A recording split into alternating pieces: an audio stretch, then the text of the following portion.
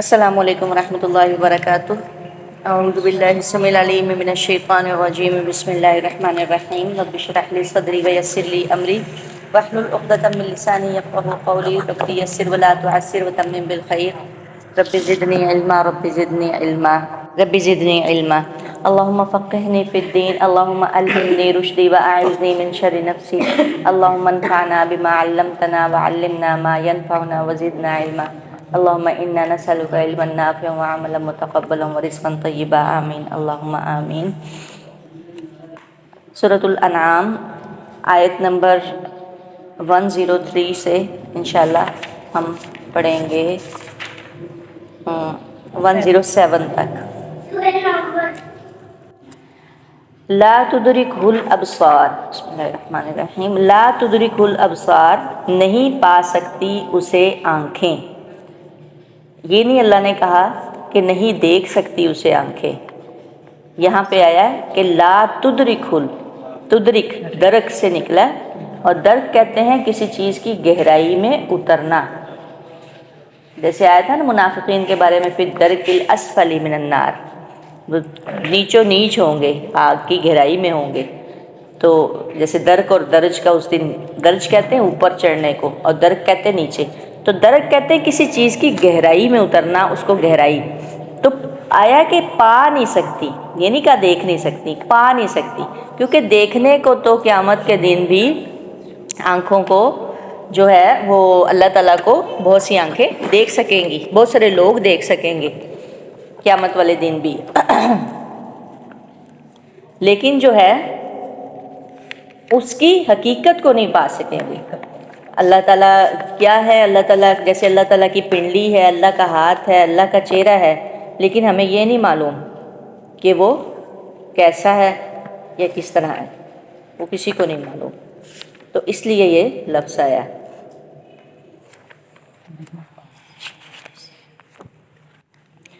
جیسے سورہ قیامہ میں آیا کہ وجوہ یومئذ ناظرہ، یہ ضاد کے ساتھ ناظرہ ہے، اس دن بہت سے چہرے تر و تازہ اور بارونق ہوں گے، الی ربیہا ناظرہ، پہلا ناظرہ آیا ہے ضاد کے ساتھ اور دوسرا آیا ہے ناظرہ دیکھنے کے لیے۔ ناظرہ تر و تازہ ہوں گے، الی ربیہا ناظرہ اپنے رب کی طرف دیکھ رہے ہوں گے، نظر سے، نظرہ سے یعنی بصر سے، اپنے رب کی طرف دیکھ رہے ہوں گے۔ اور کچھ جو چہرے ہیں وجوہ یومئذ باسرہ، کتنے چہرے اس دن بدرونق اور اداس ہوں گے، تظن ان یفعل بہا فاقرہ، اور ان کے وہ دیکھ رہے ہوں گے کہ ان کے ساتھ کمر توڑ دینے والا اب معاملہ ہونے والا ہے۔ کیوں نہیں دیکھ سکیں گے؟ کیونکہ ان کے اور رحمان کے بیچ میں ایک جو ہے نا وہ حجاب ہو جائے گا، جیسے آتا ہے کلا انہم عن ربہم یومئذ لمحجوبون، ایک جگہ پہ آتا ہے جیسے سورہ مطففین ہے، یہی نہیں یہ لوگ اس دن دیدار باری تعالیٰ سے محروم رہیں گے، محروم رہیں گے۔ تو اس لیے بعض آنکھیں مطلب بعض لوگ تو اللہ کو دیکھ لیں گے لیکن بعض نہیں دیکھ سکیں گے، لیکن دیکھنے کے باوجود بھی، دیکھ بھی لیں گے اس کے باوجود بھی وہ ادراک نہیں کر سکیں گے۔ ہاں جی، متواتر روایات سے ثابت ہے کہ قیامت والے دن اہل ایمان اللہ تعالیٰ کو دیکھیں گے، جنت میں بھی اس کے دیدار سے دیدار ہوگا اللہ تعالیٰ کا۔ اور اسی طرح ہی حضرت عائشہ صدیقہ رضی اللہ تعالیٰ عنہ بھی اس آیت سے استدلال کرتے ہوئے فرماتی ہیں، اس آیت سے، یہ لا تدرک الابصار کو یہ ولی لا تدرک الابصار اس آیت سے استدلال کرتے ہوئے فرماتی ہیں، جس شخص نے یہ دعویٰ کیا کہ رسول اللہ صلی اللہ علیہ وسلم نے شب معراج میں اللہ تعالیٰ کی زیارت کیا، یعنی اللہ کو دیکھا ہے، اس نے قطعاً جھوٹ بولا ہے، کیونکہ اس آیت کی روح سے پیغمبر سمیت کوئی بھی انسان اللہ کو دیکھنے پہ قادر نہیں ہے۔ اور جیسے حضرت موسیٰ علیہ السلام نے وہ کیا تھا، اپنا ایک خواہش کا اظہار کیا تھا کہ اللہ میں آپ کو دیکھنا چاہتا ہوں، ظاہر دیکھنا چاہتا ہوں، لیکن نہیں دیکھ سکتے، نہیں دیکھ سکتے۔ اسی لیے حضرت موسیٰ علیہ السلام کے بارے میں آتا ہے کہ جب رسول اللہ، جب سب لوگ قیامت کے دن بے ہوشیاں طاری ہوں گی، جب سب سے پہلے کون ہوش میں آئے گا؟ اللہ کے نبی کہتے ہیں کہ سب سے پہلے میں ہوش میں آؤں گا، میں دیکھوں گا کہ موسیٰ علیہ السلام عرش کا پایا پکڑ کے بیٹھے ہوئے ہیں. یا تو وہ بے ہوش ہی نہیں ہوئے یا وہ پہلے ہوش میں آ گئے ہیں. یہ اللہ کے نبی فرماتے ہیں کہ یعنی یہ نہیں معلوم، لیکن وہ عرش کا پایا پکڑے ہوئے بیٹھے ہوئے ہوں گے. وہ کیوں نہیں بے ہوش ہوئے؟ کہ وہ جو اس دن کی بے ہوشی تھی نا، جس دن وہ کوہ طور پہ جب اللہ کی تجلی کو دیکھا، شاید اس سے بھی زیادہ یا کیا مسئلہ ہے. لیکن بہرحال اللہ کے یہ پوری ایک حدیث آتی ہے، تو اس کو میں انشاءاللہ ہم کسی دن اور بیان کریں گے کہ اللہ کے عرش کا پایا پکڑ کے آلریڈی وہ بیٹھے ہوئے ہوں گے. رسول اللہ صلی اللہ علیہ وسلم سب سے پہلے امت میں سے سب سے پہلے یعنی انسانوں میں سے ہوش میں آئیں گے. حضرت موسیٰ علیہ السلام کے بارے میں یہ بات آتی ہے کیونکہ انہوں نے ہی یہ اظہار کیا تھا اور اللہ تعالیٰ نے تجلی ڈالی تھی تو وہ دیکھ نہیں سکے تھے. تو قیامت والے دن بھی اللہ تعالیٰ کو ایک جگہ پہ آتا ہے کہ اللہ تعالیٰ کے بارے میں آتا ہے کہ ایک دن رسول اللہ صلی اللہ علیہ وسلم چاندنی رات میں بیٹھے ہوئے تھے تمام صحابہ کے بیچ، اور آپ نے فرمایا کہ بلکہ ہم اس کو یہاں سے پڑھیں گے شاید جی، چاند کی طرف دیکھ رہے تھے تو اللہ کے نبی نے فرمایا کہ جس طرح تم چاند کو دیکھ رہے ہو کوئی پردہ حائل نہیں ہے، اسی طرح تم اللہ کو دیکھو گے قیامت کے دن اور کوئی پردہ حائل نہیں ہوگا. اور ایک جگہ پہ آتا ہے کہ ترمذی اور مسند احمد کی ایک حدیث ہے، ابن عمر سے منقول ہے کہ اللہ تعالیٰ جن لوگوں کو جنت میں خاص درجہ عطا فرمائیں گے ان کو روزانہ صبح و شام اللہ تعالیٰ اپنی زیارت کروائیں گے. یعنی اللہ تعالیٰ کا دیدار ان کو صبح اور شام جنتیوں کو نصیب ہوگا، جنت میں ہوگا. ہاں جی، یعنی تمام نعمتیں ملنے کے بعد اللہ تعالیٰ بعد میں دیدار کروائیں گے. یعنی دیدار تو ہو جائے گا لیکن احاطہ نہیں کر سکیں گے، یہ نہیں جان سکیں گے کہ اللہ تعالیٰ کیسے ہیں کیا ہے، ادراک نہیں کر سکیں گے، اس بات کو پہچان نہیں سکیں گے. ٹھیک ہے کہ آنکھیں اس کو دیکھیں گی مگر احاطہ نہیں کر سکیں گے، جس طرح دل اللہ کو جانتے اور پہچانتے ہیں مگر محیط نہیں ہے، اسی طرح آنکھیں اللہ کو دیکھ سکیں گی اس وقت مگر احاطہ نہیں کر سکیں گی. یہ تب بھی نہیں ہوگا. سمجھ آئی بات کی؟ تو صحیح پتہ نہیں دیدار، ہاں، ٹھنڈک بھی محسوس ہوگی، لذت بھی محسوس ہوگی، سب کچھ ہوگا لیکن ادراک پھر بھی نہیں ہو سکتا. اللہ تعالیٰ اتنے پردوں میں ہیں اور اللہ کی کیا کمال. ہم یعنی انسان جو ہے نا وہ اس کے بارے میں نہیں وہ کر سکتا، سوچ بھی نہیں سکتا. ایک مسلم کی حدیث آتی ہے کہ رسول اللہ صلی اللہ علیہ وسلم نے فرمایا اہل جنت جب جنت میں داخل ہوں گے حق تعالیٰ سے اللہ تعالیٰ ان سے فرمائیں گے کہ جو نعمتیں جنت میں مل چکی ہیں ان سے زائد اور کچھ چاہیے تو بتاؤ کہ وہ بھی ہم دے دیں. تو یہ لوگ عرض کریں گے یا اللہ آپ نے ہمیں دوزخ سے نجات دے دی، جنت میں داخل فرما دی، اس سے زیادہ اور ہمیں کیا چاہیے. اس وقت حجاب درمیان سے اٹھا دیا جائے گا اور سب کو اللہ تعالیٰ کی زیارت نصیب ہوگی اور جو جنت کی تمام نعمتوں سے بڑھ کے ہوگی. یہ صہیب نے رضی اللہ تعالیٰ عنہ نے بیان کیا اس کو. ایسی بہت ساری حدیث ہیں کئی کسی بارے میں.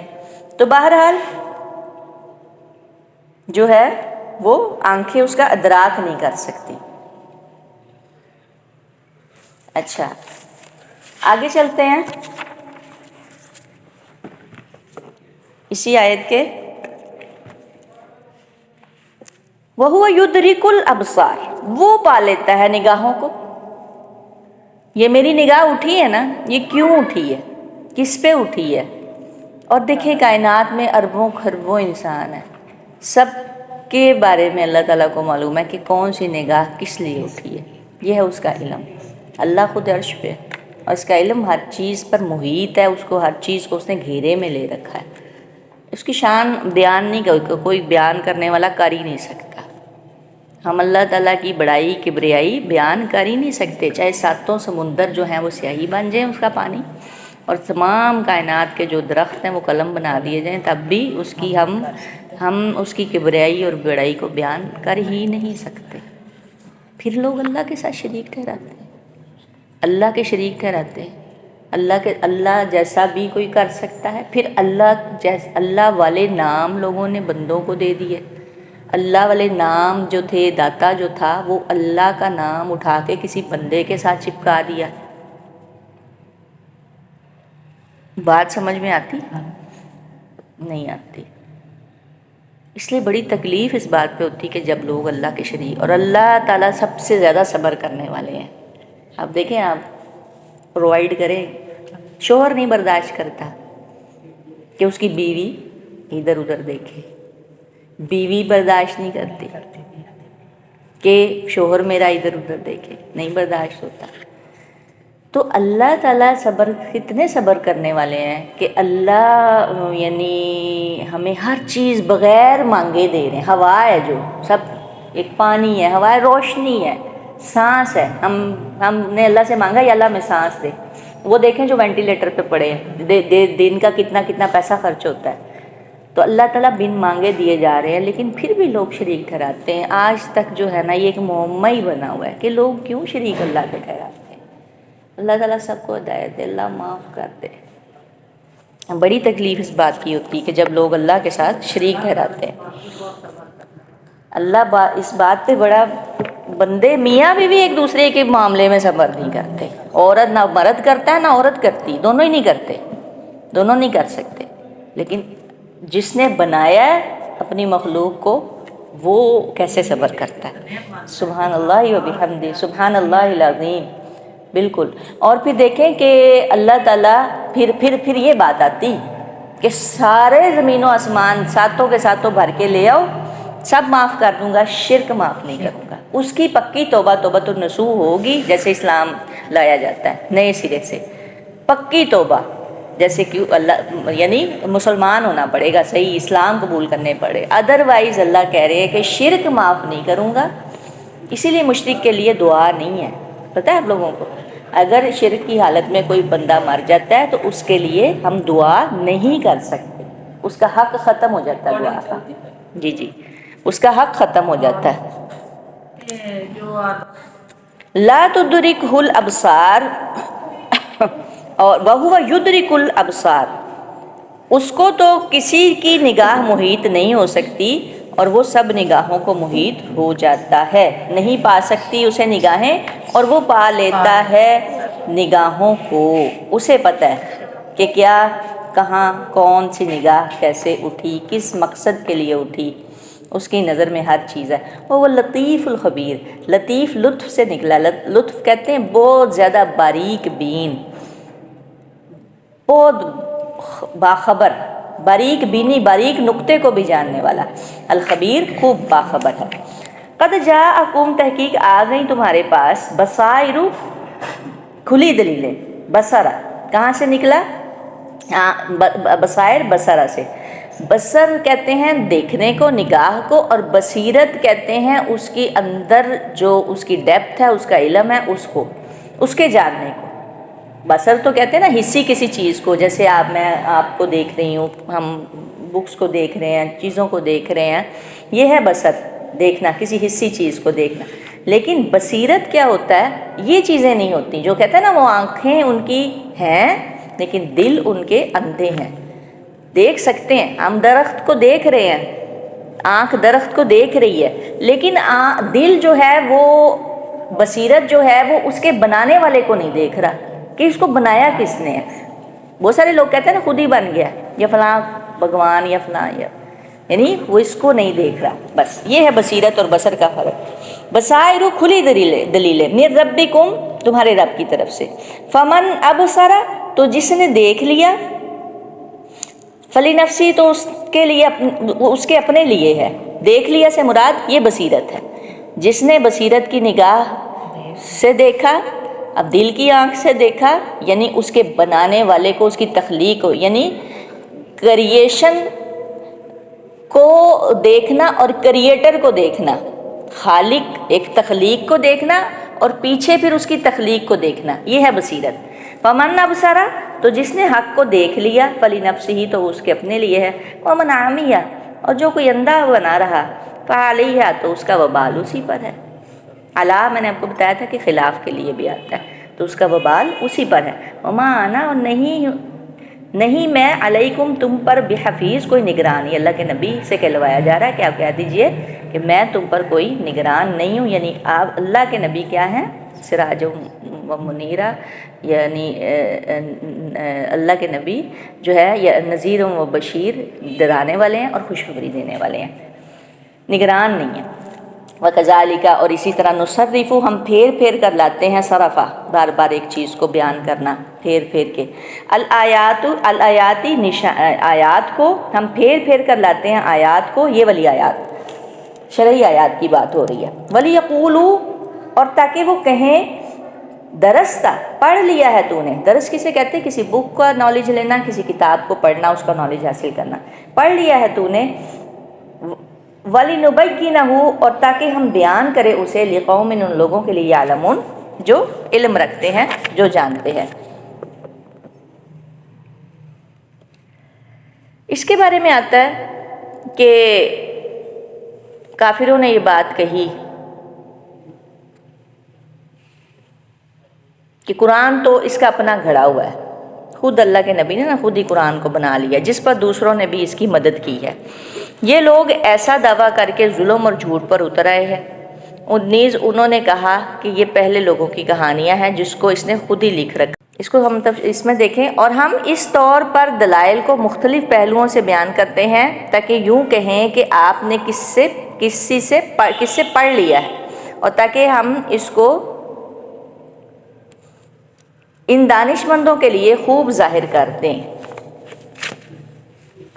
اتبع، پیروی کیجئے۔ اب اگر رسول اللہ صلی اللہ علیہ وسلم نے خود گھڑا ہوتا تو اللہ کے نبی یہ تو نہ بات کہتے ہیں نا، اتبع، جو آگے آیت آ رہی ہے، ما اوحیا، اس کی جو وحی کی گئی، الیکا، طرف آپ کی، من ربک، آپ کے رب کی طرف سے، کہ اللہ کے نبی کا اگر یہ خود ساختہ کلام ہوتا تو یہ والی آیت کا ٹکڑا کیوں آتا؟ آپ پیروی کیجئے اس کی جو آپ کی طرف وحی کی گئی ہے، رسول اللہ صلی اللہ علیہ وسلم سے فرمایا جائے۔ یہ کا ڈائریکٹ اشارہ اللہ کے نبی کی طرف ہے، اس میں کوئی امت، کوئی عوام یعنی نہیں، آپ جو آپ پہ آیا ہے آپ اس کی طرف، اپنے رب کی طرف سے جو آیا ہے وہ پیروی کریں، اس کی وہی اتباع کریں۔ لا الہ، نہیں ہے کوئی الہ مگر وہی، وَأَعْرِضْ عَنِ الْمُشْرِكِينَ، اور اعراض کیجئے مشرکین سے، یہ جو باتیں بناتے پھریں آپ انہیں چھوڑ دیجئے۔ وَلَوْ شَاءَ اللَّهُ، اور اگر چاہتا اللہ، مَا أَشْرَكُوا، اللہ نہ وہ شرک کرتے، وما، اس کا مطلب یہ نہیں ہے کہ اللہ کی چاہت سے وہ شرک کرے، اللہ کی مشیت میں تھا کہ ان کو واپس بھی بھیج دیں تو پھر بھی یہی کریں گے۔ اللہ نے راستے سجا دیے ہیں، یہ اللہ کی مرضی یہ نہیں ہوا، کیونکہ بعض یہ کہتے ہیں نا کہ اللہ نے پھر یہ بنایا۔ آپ نے یہ پڑھا ہے نا کہ اگر وہ، ہم قرآن میں پڑھا نا کہ اگر انہیں واپس بھی بھیج دیا جائے تو وہ یہی کچھ ہی کریں گے۔ اگر چاہتا اللہ نہ وہ شرک کرتے، وما جعلناک، اور نہیں بنایا ہم نے آپ کو، علیہم، ان پر، حفیظاً، محافظ، پھر دوبارہ یہی بات آئی ہے، وما انت علیہم بوکیل، اور آپ ان پر کارساز یا وکیل بھی نہیں ہیں۔ یہ باتیں کیوں کی جا رہی ہیں؟ کیونکہ رسول اللہ صلی اللہ علیہ وسلم کو بہت تکلیف ہوتی تھی، دکھ ہوتا تھا اس بات کا کہ جب لوگ اللہ کے شریک ٹھہراتے تھے، اس وجہ سے۔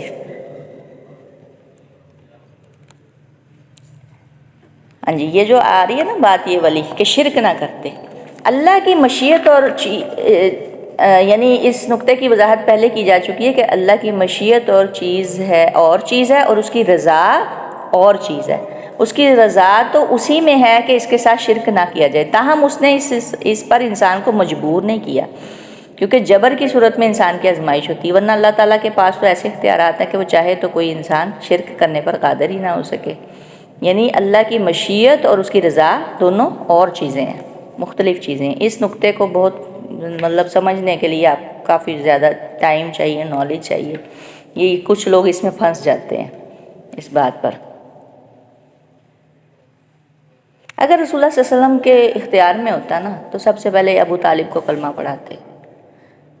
میرا باپ یا میرا سگا چچا جو مجھے عزیز بھی جان سے زیادہ، اور اس نے پھر میری وہ بھی کی ہو، مجھے پروٹیکٹ بھی کیا ہو، وہ کلمہ نہ پڑھے تو کتنی تکلیف کی بات ہے، بہت انتہائی تکلیف کی بات ہے، لیکن نہیں پڑھا انہوں نے، تو اس لیے اللہ کے نبی کو یہ باتیں بتائی جا رہی ہیں۔ سبحانک اللہم و بحمدک، ونشہد ان لا الہ الا انت، نستغفرک و اتوب الیک۔